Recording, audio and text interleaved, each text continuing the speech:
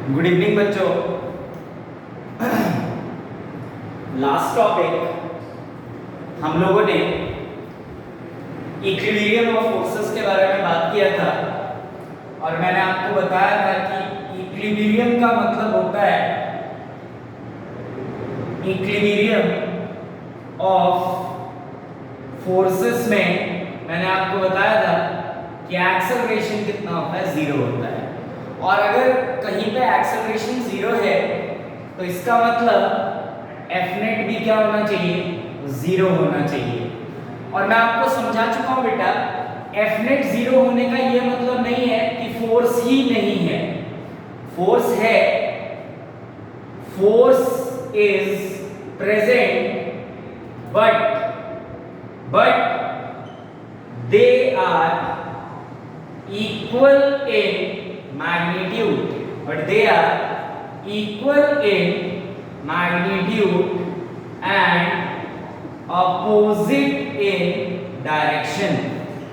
They are equal in magnitude and opposite in direction. तो याद रखना इस चीज को, बहुत इंपॉर्टेंट चीज है बेटा कि एफ नेट जीरो का मतलब नहीं होता कि फोर्स नहीं है। फोर्स तो है पर इक्वल है मैग्नीट्यूड में और अपोजिट है डायरेक्शन में। तो जब भी वर्ड इक्विलिब्रियम आए तो हमें हमेशा याद रखना है कि इक्विलिब्रियम का मतलब forces are present but equal in magnitude and opposite in direction. इस पे हमने क्वेश्चन शुरू किया था, अभी कुछ और क्वेश्चंस करेंगे और उसके बाद फिर आगे हम बढ़ेंगे नेक्स्ट टॉपिक की तरफ, ठीक है। तो देखो बेटा, अगला question, write down if the system is in equilibrium, if the system is in equilibrium then find the value of T1, T2, T1, T2 and T3. If the system is in equilibrium, then find the value of T1, T2 and T3. तो देखते हैं बेटा, photo जो है इस question का वो इस तरीके से दे रखा है। लेट्स सपोज इस तरीके का एक सिस्टम है, ये रहा एक ब्लॉक, मान लो इसका मास 2 kg, एक और ब्लॉक इसका मास भी मान लेते हैं लेट्स सपोज 1 kg। यहाँ T1 है, यहाँ T2 है, यहाँ T3 एंड लेट्स सपोज ये जो एंगल है ये 30 डिग्री का है, ठीक है। तो हमसे क्या कह रहा है, if the system is in equilibrium. तो मैं बता चुका हूं बेटा, इक्विलिब्रियम का मतलब क्या हुआ, F net is equals to कितना, जीरो, मतलब forces are present but equal in magnitude, opposite in direction. तो क्या सिखाया है हमने बेटा, क्या सीखा है हमने सीखा है कभी भी अगर ऐसा क्वेश्चन आए तो सबसे पहले आपको क्या करना है, फ्री बॉडी डायग्राम बनाना है। और जैसे ही मल्टीपल ब्लॉक्स आते हैं बेटा, हमें हमेशा फ्री बॉडी डायग्राम कहां से बनाना है, नीचे से शुरू करना है। तो सबसे पहले 1 kg का फ्री बॉडी डायग्राम, तो free body diagram of 1 kg block. तो ये हो गया आपका 1 kg का ब्लॉक। नीचे की तरफ क्या हो जाएगा बेटा, mg मतलब 10, मास 1, g की वैल्यू 10। T1 टेंशन है ऊपर की तरफ, क्योंकि टेंशन क्या होता है, पुलिंग फोर्स। तो T1, अब इक्विलिब्रियम है तो अपोजिट फोर्सेस आर इक्वल, मतलब T1 must be equal to कितना बेटा, 10 न्यूटन। अब हम बात करेंगे 2 kg ब्लॉक की। तो अगर 2 kg ब्लॉक का एफबीडी बनाया जाए तो नीचे की तरफ mg का मतलब 20 और इसके साथ एक रस्सी कांटेक्ट में T1, तो टेंशन पुलिंग फोर्स नीचे की तरफ T1। और अच्छा देखो, T1 की वैल्यू हम निकाल चुके हैं 10 न्यूटन, तो ये आ गया 10 न्यूटन। इस रस्सी में tension T2, again pulling force, मतलब बाहर की तरफ क्या हो जाएगा बेटा, T2 और इस तरफ आया तुम्हारा T3। अब अगर हम देखें तो ये एंगल है 30 डिग्री, तो T3 क्या अपन को क्या करने पड़ेंगे, कंपोनेंट्स। क्यों कंपोनेंट्स बेटा, क्योंकि टेंशन वेक्टर क्वांटिटी होती है और वेक्टर क्वांटिटी अगर एंगल बनाए तो उसके कंपोनेंट ब्रेक करने होते हैं। तो दो कंपोनेंट्स इस तरफ आ जाएगा आपका T3 cos 30 डिग्री, 30 डिग्री का तरफ आ जाएगा T3 sin 30। अब इक्विलिब्रियम में है तो अपोजिट फोर्स इक्वल। तो अब अगर आपको दिख रहा हो तो ऊपर एक फोर्स है और नीचे दो फोर्स है, एक है mg और एक है टेंशन। तो ऊपर वाला फोर्स इज इक्वल्स टू नीचे वाला फोर्स, मतलब T3 cos 30 is equals to 20 plus 10, मतलब T3 cos 30 is equals to 30, मतलब T3 is equals to 30 by cos 30। ठीक है जी, ये आ गया। अच्छा, इसके बाद अपोजिट फोर्स इक्वल, तो इस तरफ T2 और इस तरफ T3 sin 30, मतलब T2 is equals to T3 sin और साथ में क्या बेटा 30। तो आप फटाफट 1 मिनट के अंदर इसका आंसर निकालो और जल्दी से बता दो इसका आंसर कितना होगा। फटाफट जल्दी से करेंगे सब लोग।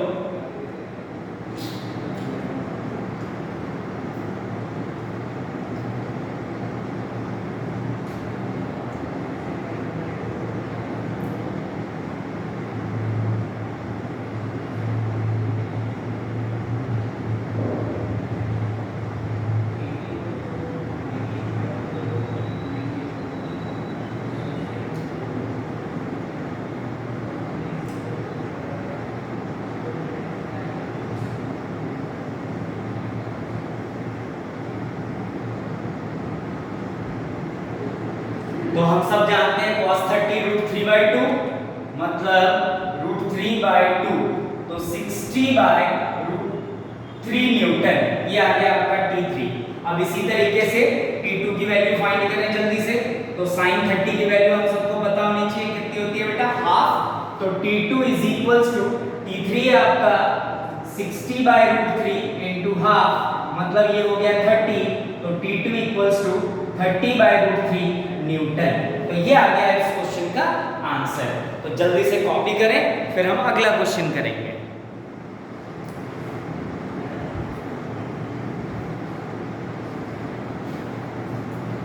चलो, तो again write down the question.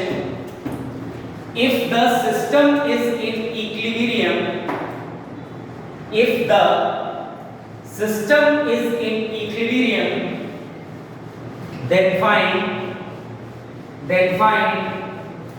the value of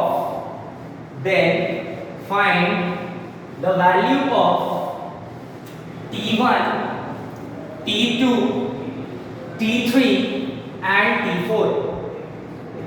If the system is in equilibrium, then find the value of T1, T2, T3 and T4. If the system is in equilibrium, then find the value of T1, T2, T3 and T4. मान लो ये 2 kg का block, ये भी 2 kg का, ये 1 kg का। अच्छा, अब लेट्स सपोज ये एंगल दे रखा है 60 डिग्री, ठीक है बेटा। तो यहाँ मान लो T1, ये T2, ये T3 और ये T4, ठीक है, क्लियर बात। तो दो काम हो सकता है इस क्वेश्चन में, या तो तुम इस वाले एंगल से एग्जीक्यूट कर लो, तो 30 डिग्री का एंगल बना के 30 का कंपोनेंट ब्रेक कर लो, या तुम 60 से काम करो। तो हम क्या करते हैं, अगर ये एंगल दे रखा है 60, तो टोटल 90, मतलब ये वाला एंगल कितना होगा बेटा 30। तो अब सबसे पहले क्या करना है तुमको, इक्विलिब्रियम सिस्टम को अचीव कराने के लिए सबसे पहले है बिडिंग, और हमेशा नीचे से शुरू करना है। तो 1 kg से शुरू करते हैं। तो ये हो गया आपका 1 kg का ब्लॉक, नीचे की तरफ mg मतलब 1 × 10 मतलब 10 न्यूटन, और इस 1 kg के साथ जो रस्सी कांटेक्ट में है उसमें टेंशन है T1, तो टेंशन पुलिंग फोर्स ऊपर की तरफ T1 and the system is in equilibrium. तो अगर इक्विलिब्रियम में तो ऑपोजिट फोर्स इक्वल कर दो, इसका मतलब T1 इज इक्वल्स टू कितना आ गया 10 न्यूटन। अब बारी है किसकी, 2 kg ब्लॉक की। तो मान लो ये 2 kg का ब्लॉक, नीचे की तरफ mg मतलब 2 × 10 मतलब 20। अब इस 2 kg के साथ दो रस्सियां कांटेक्ट में, तो दो टेंशन T2 ऊपर की तरफ और T1 नीचे की तरफ, क्योंकि हम सब जानते हैं टेंशन होता है पुलिंग फोर्स बेटा हमेशा बॉडी से अवे। अच्छा देखो T1 की वैल्यू तो पता है 10 न्यूटन, तो T1 is equals to 10 newton. अब the system is in equilibrium, तो अगर सिस्टम इक्विलिब्रियम में है तो अपोजिट फोर्स क्या कर देंगे दोस्तों, इक्वल, मतलब T2 is equals to mg plus T1, मतलब T2 equals to mg कितना है बेटा 20 प्लस T1 कितना है 10, तो T2 is equals to कितना आ गया 30 न्यूटन। अब बारी आती है इस 2 kg वाले ब्लॉक की, तो ये 2 kg वाले ब्लॉक को अगर देखा जाए ऊपर वाला, तो ये 2 kg, नीचे की तरफ mg मतलब 2 into 10 मतलब 20 न्यूटन। अब इस 2 kg ब्लॉक को देखो 1 2 3 रस्सियां कांटेक्ट कर रही हैं, तो 3 टेंशन। सबसे पहले T4 पुलिंग फोर्स, और ये एंगल है आपका 30 डिग्री, ठीक है जी, क्लियर बात। और नीचे की तरफ T2, ये हो गया नीचे की तरफ T2, अच्छा T2 की वैल्यू ऑलरेडी निकाल चुके हैं 30 न्यूटन। अब इसके साथ एक और रस्सी T3 पुलिंग फोर्स, मतलब बाहर की तरफ आ गया तुम्हारा क्या बेटा T3, क्लियर है। अब अगर इसके कंपोनेंट ब्रेक करें तो इस तरफ ऊपर की तरफ क्या आ जाएगा बेटा T4 cos 30 और इस तरफ T4 sin 30। अब इक्विलिब्रियम अचीव कर लो। देखो इसमें होता क्या है ना कि अगर तुमको सिस्टम इक्विलिब्रियम में कहा है तो तुमको ऑटोमेटिक पता होना चाहिए बेटा कि अगर नीचे कोई फोर्स है ना तो नीचे वाले फोर्स को कोई ना कोई ऊपर की तरफ फोर्स बैलेंस कर रहा होगा। अगर नहीं दिखा है या नहीं दिया है तो तुमको ढूंढना पड़ेगा या बनाना पड़ेगा, जो हम यहाँ पे कर रहे हैं। तो अपोजिट फोर्स इक्वल कर देते हैं, तो ऊपर की तरफ है तुम्हारा T4 cos 30 is equals to नीचे की तरफ T2 प्लस mg, मतलब T4 cos 30 कितना होता है √3/2, T2 की वैल्यू है 30 और mg है आपका 20, तो T4 इज इक्वल्स टू 30 20 50, इन 2 ऊपर गया तो 100 100/√3 न्यूटन, ये आ गई T4 की वैल्यू। अब इस तरफ वाला फोर्स इज इक्वल्स टू इस तरफ वाला फोर्स, क्योंकि सिस्टम इक्विलिब्रियम में है तो अपोजिट फोर्स इक्वल, तो T3 इज इक्वल्स टू हम क्या लिख सकते हैं T4 sin 30, T4 sin 30, तो T3 इज इक्वल्स टू, देखो T4 की वैल्यू 100/√3 न्यूटन, तो 100/√3 into हाफ, तो ये आ गया 50, तो T3 is equals to 50/√3 Newton is your answer, ठीक है। तो ध्यान से समझने की कोशिश करो, हमेशा याद रखो बेटा ऐसे क्वेश्चंस में फोर्स काउंटर कर रहे होंगे दूसरे डायरेक्शन वाले फोर्स को। अगर मान लो कोई फोर्स नीचे है तो हमेशा याद रखो ऊपर भी कोई ना कोई फोर्स होगा, अगर नहीं दिया है तो तुमको ढूंढना है या बनाना है। जल्दी से कॉपी कर लें, फिर हम आगे बढ़ते हैं।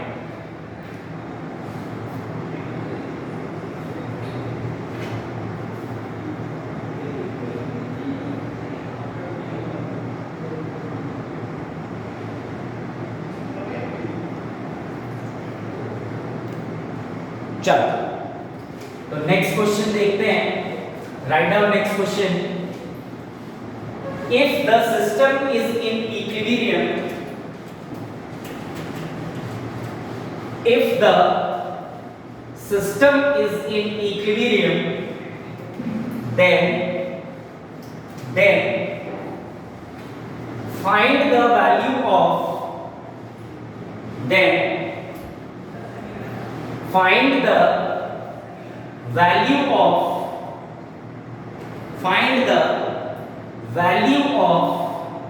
tension, find the value of tension in the string, find the value of tension in the string and the applied force, if the system is in equilibrium, if the system is in equilibrium, then find the value of first tension, second applied force। Tension निकालना है बेटा और applied force निकालना है, ठीक है। तो देखो ये क्वेश्चन कैसा है, मान लो इस तरीके का एक वॉल दिया हुआ है, वॉल, और इस वॉल से इस तरीके से, ठीक है बेटा, एक रस्सी कनेक्ट किया है और यहाँ पे मान लो बॉब दे रखा है। इस बॉब का मास लेट सपोज दिया हुआ है, मान लो 2 kg, 2 kg का बॉब दिया हुआ है। लेट सपोज ये एंगल दे रखा है 30 डिग्री, ठीक है बेटा। Let suppose this angle is 30 degree. हमसे कह रहा है इस रस्सी में जो टेंशन है वो फाइंड करो। और मान लो ये ना इनिशियली यहाँ था, यहाँ पे, ठीक है, ये यहाँ पे था। इस पे मैंने फोर्स लगाया इस डायरेक्शन में और इसको यहाँ तक लेके आया, ठीक है। अब ये इक्विलिब्रियम कंडीशन है, तो तुमको एक तो ये टेंशन निकालना है और दूसरा ये वाला फोर्स निकालना है, ठीक है बेटा। क्लियर? फिर से सुन लो। ये इनिशियली सिस्टम यहाँ था, इसको मैं खींच के यहाँ पे ले आया। अब जब यहाँ पे लाया हूँ तो इस पे कुछ फोर्स लगा, मान लो फोर्स F है, तो तुमको F निकालना है और टेंशन निकालना है। ये दो चीजें तुमको फाइंड करनी है, ठीक है। तो सबसे पहले फ्री बॉडी डायग्राम हमेशा याद रखो। फ्री बॉडी डायग्राम बनाए बिना इस चैप्टर में तुम्हें कोई भी क्वेश्चन नहीं करना है। तो सबसे पहले बना लेते हैं फ्री बॉडी डायग्राम, कोई दिक्कत नहीं। देखो ये बॉब नीचे की तरफ mg मतलब 20, 2 into 10। ये एंगल दे रखा है आपको 30 डिग्री, तो टेंशन क्या होगा? Pulling force. और इस तरफ है तुम्हारे पास फोर्स F। अब देखो बेटा, ये 30 तो टोटल 90 अपोजिट एंगल, तो ये भी कितना होना चाहिए? 30 डिग्री। तो कर लेते हैं। अब देखो मैंने क्या बोला कि अगर सिस्टम इक्विलिब्रियम में है ना, तो हमेशा याद रखो कोई ना कोई फोर्स काउंटर कर रहा होगा। तो अब देखो इस F को काउंटर इस डायरेक्शन में कोई फोर्स कर रहा होगा, इस mg को काउंटर ऊपर की तरफ कोई कर रहा होगा। तो ऊपर की तरफ कौन कर रहा होगा? टेंशन का कंपोनेंट कर रहा होगा। तो कर देते हैं इसका कंपोनेंट। तो इस डायरेक्शन में क्या आ जाएगा बेटा? t cos 30 और इस डायरेक्शन में t sin 30। अब the system is in equilibrium, तो अपोजिट फोर्स क्या कर देंगे तुमको? इक्वल। मतलब t cos 30 must be equal to 20। तो इसका मतलब t cos 30 is √3/2 20, तो t is equals to 40/√3 Newton. एकदम आसान। अब F is equals to t sin 30, तो F is equals to t sin 30। तो F is equals to tension कितना आया बेटा?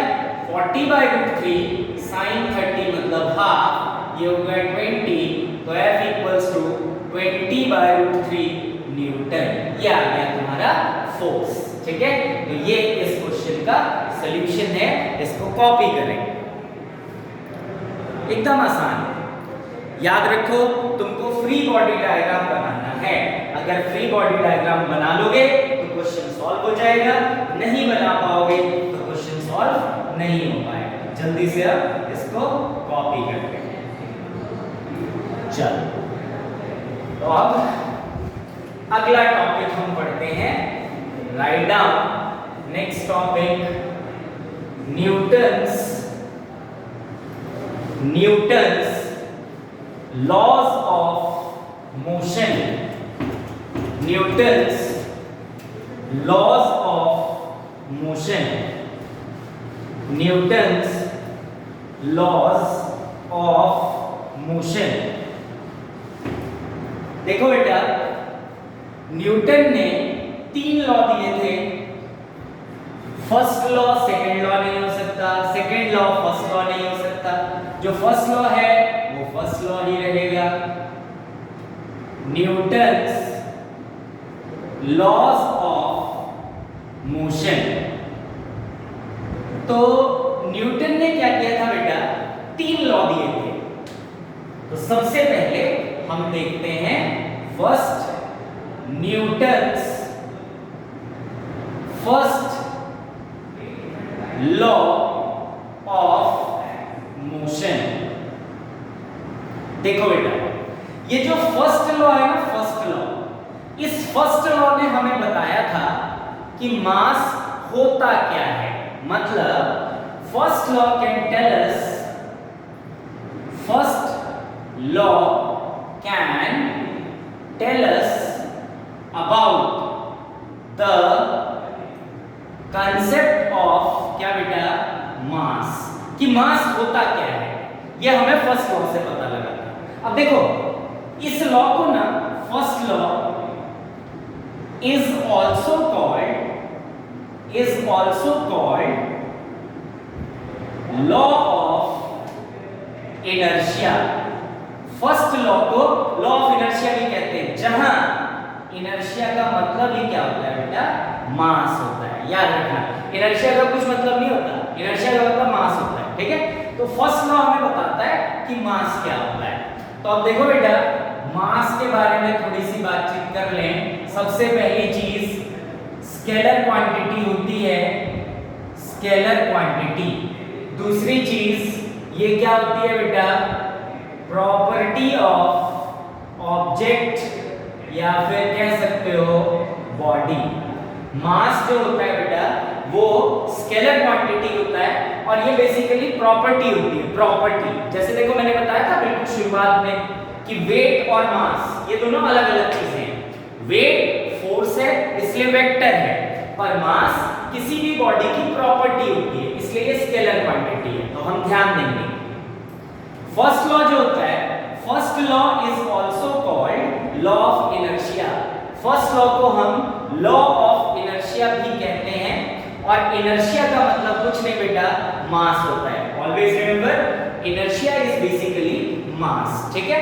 मास क्या होता है, it is a scalar quantity और you can say it is basically property of body या फिर ऑब्जेक्ट। अब आगे समझते हैं कि इस लॉ में क्या था।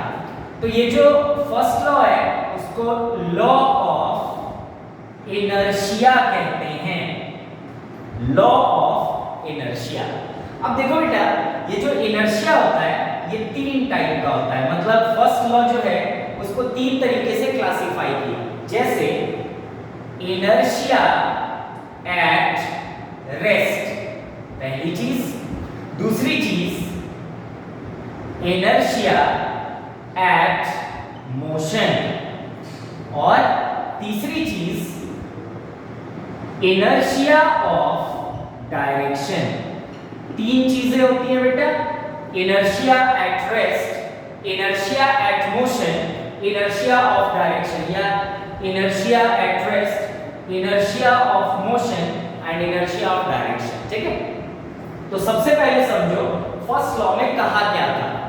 न्यूटन ने फर्स्ट लॉ में कहा कि अगर कोई चीज रुकी हुई है तो तब तक रुकी रहेगी जब तक आप उस पर कोई एक्सटर्नल फोर्स ना लगा दें, ठीक है। कोई चीज तब तक चलती रहेगी जब तक उसको रोकने के लिए आप किसी एक्सटर्नल फोर्स को अप्लाई ना करें। एक्सटर्नल फोर्स का मतलब बाहर वाला फोर्स, बाहर से जो फोर्स लगता है, क्योंकि बॉडी का अपना इंटरनल फोर्स भी होता है। पर हम कहेंगे कि कोई चीज तब तक रुकी रहेगी जब तक आप कोई एक्सटर्नल फोर्स ना लगा दें, और बॉडी तब तक चलती रहेगी जब तक आप कोई एक्सटर्नल फोर्स ना लगा दें, ठीक है। तो हम सबसे पहले स्टेटमेंट लिखेंगे न्यूटन का फर्स्ट लॉ होता क्या है। तो फर्स्ट लॉ में कहा गया a body remains at rest or in motion. A body remains at rest or in motion until and unless any external force, until and unless any external force cannot apply on it, ठीक है। एक body तब तक rest या motion में रहेगी बेटा until and unless any external force cannot apply। जब तक आप कोई बाहर से फोर्स नहीं लगा देते एक बॉडी पे तब तक बॉडी क्या होगी बेटा, रेस्ट पे रहेगी, या चल रही है तो मोशन में ही रहेगी। क्लियर है बात।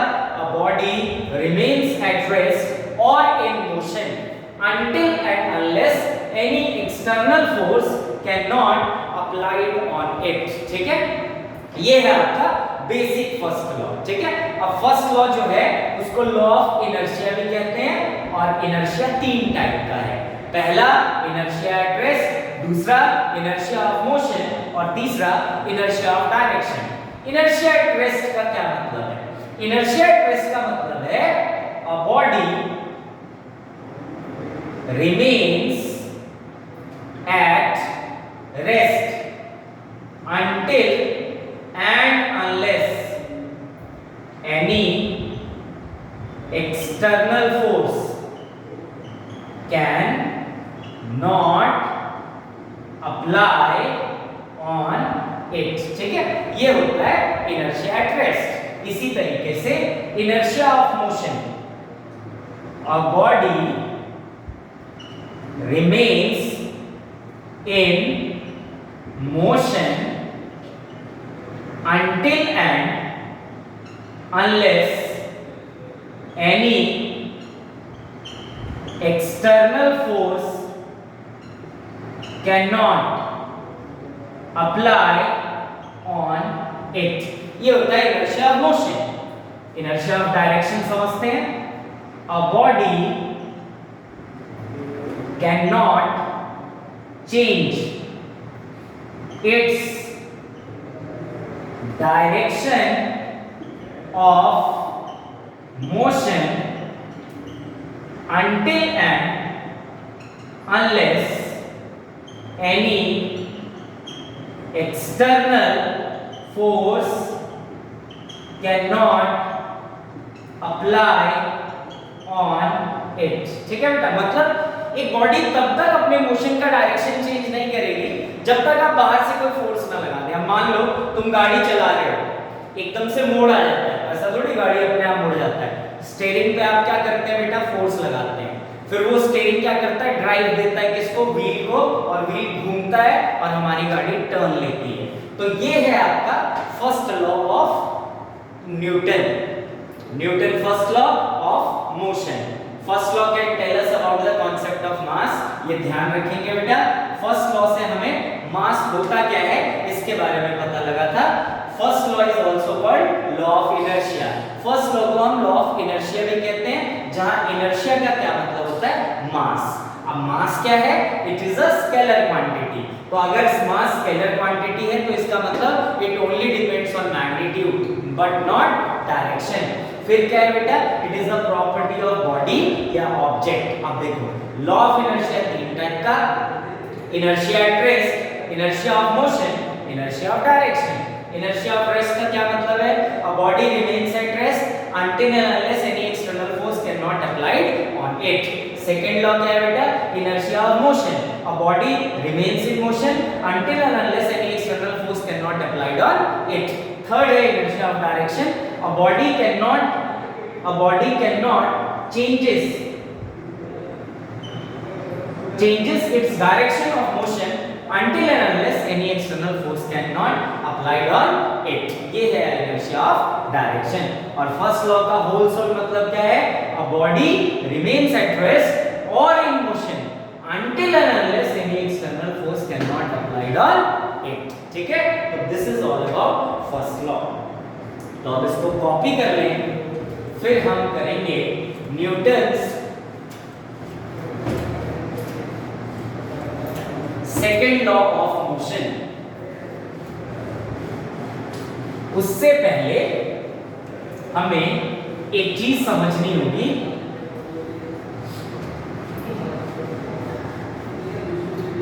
Linear momentum. तो सेकेंड लॉ को शुरू करने से पहले एक छोटा सा टॉपिक जिसका नाम है लीनियर मोमेंटम. देखो बेटा, दो चीजें होती हैं, एक होता है लीनियर और एक होता है एंगुलर. तो जब कोई चीज घूमती है तो एंगुलर मोमेंटम की बात होती है, स्ट्रेट लाइन में लीनियर मोमेंटम की बात होती है. तो सबसे पहले बात करते हैं लीनियर मोमेंटम की. आप सबने ये वर्ड सुना होगा. Linear momentum, it is a vector quantity which depends on magnitude as well as direction.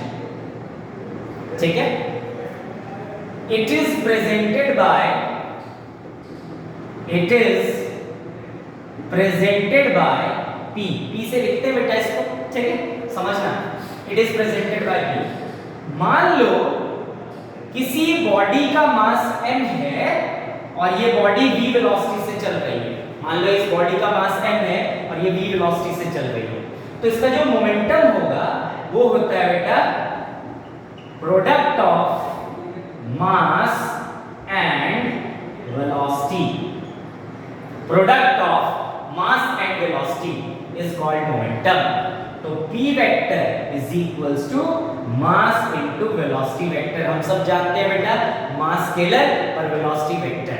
अब देखो अगर मोमेंटम वेक्टर है तो इसका कुछ डायरेक्शन भी होना चाहिए। मैग्नीट्यूड तो समझ में आ गया, ये है तुम्हारा मास इनटू वेलोसिटी।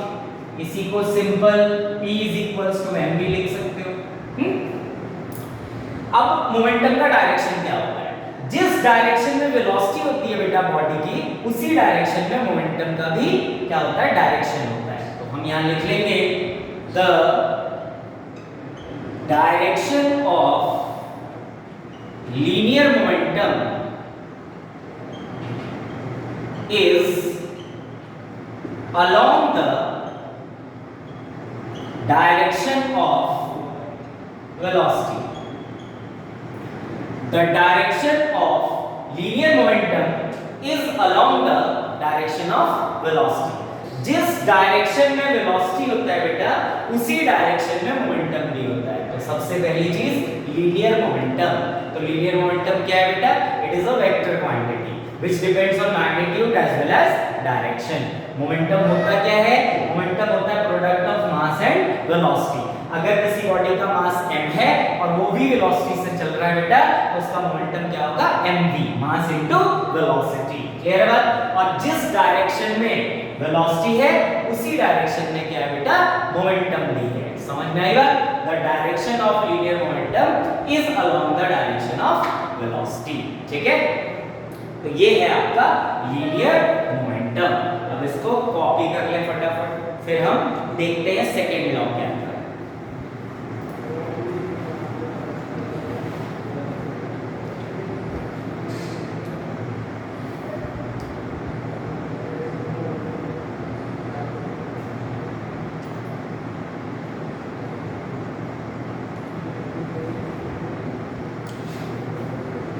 चलो, तो Newton's second law of motion.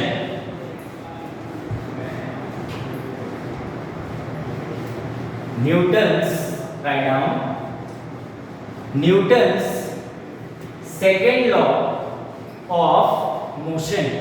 Newton का सेकेंड लॉ देखते हैं। Newton's second law of motion.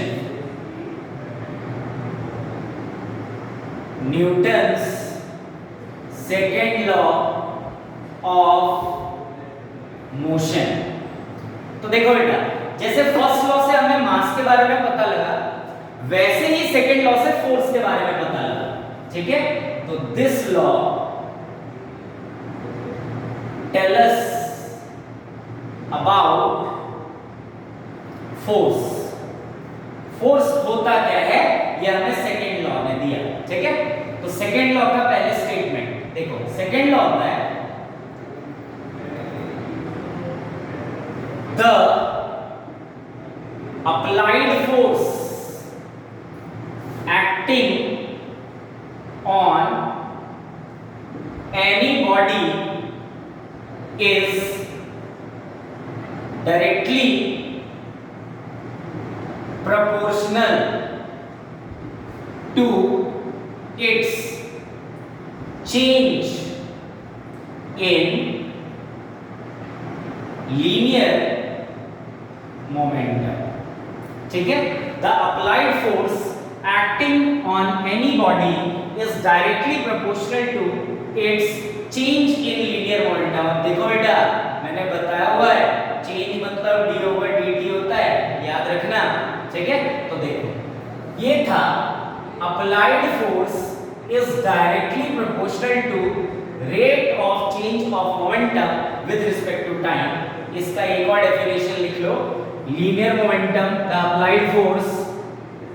The applied force is directly proportional to change in momentum with respect to time dt। ठीक है, ये एक और definition, rate of change of momentum with respect to time is directly proportional to क्या बेटा, applied force. अब ये vector है ना, इसको वेक्टर लगा देते हैं। अब देखो, अगर मान लो प्रोपोर्शनैलिटी हटाते हैं तो एक कांस्टेंट लगाना पड़ता है, मैग्नीट्यूड की बात कर रहा हूं, फोर्स वेक्टर का मैग्नीट्यूड के कांस्टेंट होता है d/dt और साथ में क्या बेटा, t वेक्टर, वेक्टर में ही चला लो। अब ये जो k है इसका वैल्यू जो होता है वो 1 होता है बेटा, एक्सपेरिमेंटल वैल्यू है, एक्सपेरिमेंटल वैल्यू। तो क्या आ जाएगा, f vector is equals to d/dt और साथ में क्या बेटा, t वेक्टर, मतलब momentum, rate of change of momentum with respect to time is equal to क्या बेटा, अप्लाइड फोर्स। एक तो ये भी फॉर्मूला है, कई क्वेश्चंस में क्या होता है, मोमेंटम दिया होता है, तुमको फोर्स निकालने को बोले तो बस देख लो यार, मोमेंटम अगर टाइम के रिस्पेक्ट में वेरिएबल है तो डिफरेंशिएट कर दो तो तुमको अप्लाइड फोर्स मिल जाएगा। ठीक है, अब if a body of mass m is moving with velocity v, ठीक है, then its momentum p is equals to क्या बेटा, mv होना चाहिए। ये हो गया वेक्टर, ये भी वेक्टर, तो f vector is equals to क्या आ गया, d/dt mv। ठीक है, एक तो ये फॉर्मूला बन गया। अब अगर तुमको याद हो तो डिफरेंशिएशन का प्रोडक्ट रूल, ये फर्स्ट फंक्शन और ये सेकंड फंक्शन, ठीक है बेटा, तो हम ऐसा लिख सकते हैं, प्रोडक्ट रूल क्या होता है, first function as it is differentiation of second function plus second function as it is differentiation of first function. तो किसी भी बॉडी पे ये रियल फोर्स होता है, real force acting on any body, किसी भी बॉडी पे जो रियल फोर्स लगता है, एक्चुअल में जो फोर्स लगता है वो ये होता है m dv vector by dt plus v vector dm by dt। ठीक है बेटा, ये है आपका न्यूटन का सेकंड लॉ।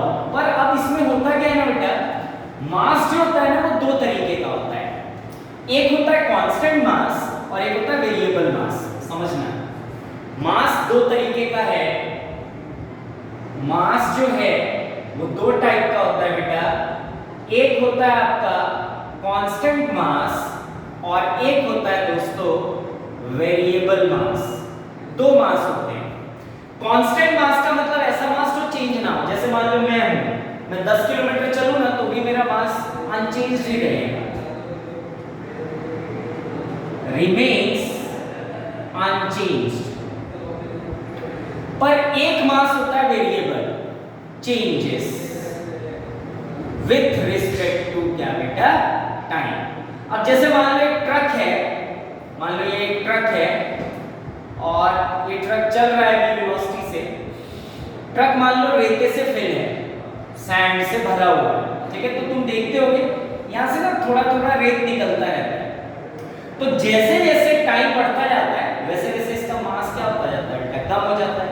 तो ये जो मास हुआ ना ये वेरिएबल मास है। ठीक है, दो तरीके, जैसे मान लो रॉकेट है, मान लो जब रॉकेट को हमने उड़ाने का सोचा तब इसमें लेट्स सपोज 100 केजी फ्यूल था।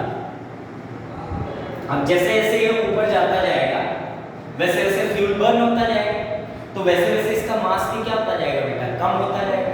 तो ये वेरिएबल मास है, टाइम के रिस्पेक्ट में इसका मास चेंज हो रहा है। जैसे मान लो तुम्हारी कार है, मान लो बिल्कुल शुरुआत में तुमने 50 लीटर तेल डलवा दिया कार में, तो 50 लीटर के हिसाब से उसका मास आएगा। और अब जैसे जैसे कार चलेगी वैसे वैसे कार का तेल बर्न होगा, तो धीरे धीरे तेल की क्वांटिटी कम होने लग जाएगी टाइम के रिस्पेक्ट में, वैसे वैसे कार का मास भी क्या होता जाएगा बेटा, कम होता जाएगा। तो मास दो टाइप का होता है, एक होता है कांस्टेंट मास और एक होता है वेरिएबल मास। अब हमारे सिलेबस में ना बेटा कांस्टेंट मास की बात होती है, कांस्टेंट मास। तो देखो, if mass is constant, if mass is constant, मतलब मास अब हमने क्या कर दिया, कांस्टेंट कर दिया बेटा। तो देखो जो एक्चुअल फोर्स है, एक्चुअल फोर्स वो कितना है, F vector is equals to m dv vector by dt plus v dm by dt। अब हमारे सिलेबस में मास कांस्टेंट है बेटा, और हम सब जानते हैं कि कांस्टेंट का डिफरेंशिएशन कितना होता है, 0। तो मास कांस्टेंट है और उसका डिफरेंशिएशन 0, तो ये टर्म तो क्या हो जाएगी, 0। मतलब F vector is equals to m dv vector by dt plus v 0, मतलब F is equals to m dv vector by dt, और हम सब जानते हैं एक्सेलरेशन इज इक्वल्स टू क्या होता है, dv बाय dt। तो F vector is equals to m into क्या बेटा, ये है आपका न्यूटन का सेकंड लॉ जो आप पढ़ते हैं, F is equals to mass into acceleration. पर ये तब है जब मास क्या है बेटा, कांस्टेंट है। पर एक्चुअल में जो फोर्स लगता है किसी भी बॉडी पे वो होता है m dv vector by dt plus v dm by dt। तो इस चीज को याद रखेंगे, ये है एक्चुअल फोर्स और ये है आपका, अगर मास कांस्टेंट है तो F is equals to ma। अब इसको कॉपी कर लें, इससे आगे थर्ड लॉ और फिर उसका एप्लीकेशन बेटा हम अगली क्लास में पढ़ेंगे। Thank you.